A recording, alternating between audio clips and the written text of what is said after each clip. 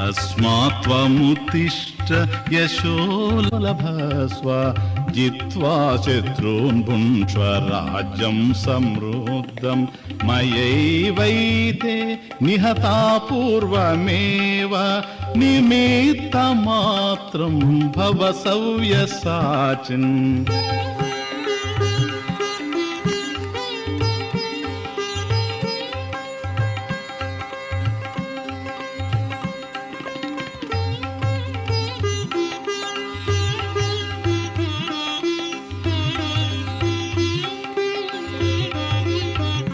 అందువలన నీవు లెమ్ము, శత్రువులను జయించి కీర్తిని పొందుము, సంపూర్ణ రాజ్య భోగమును అనుభవింపుము.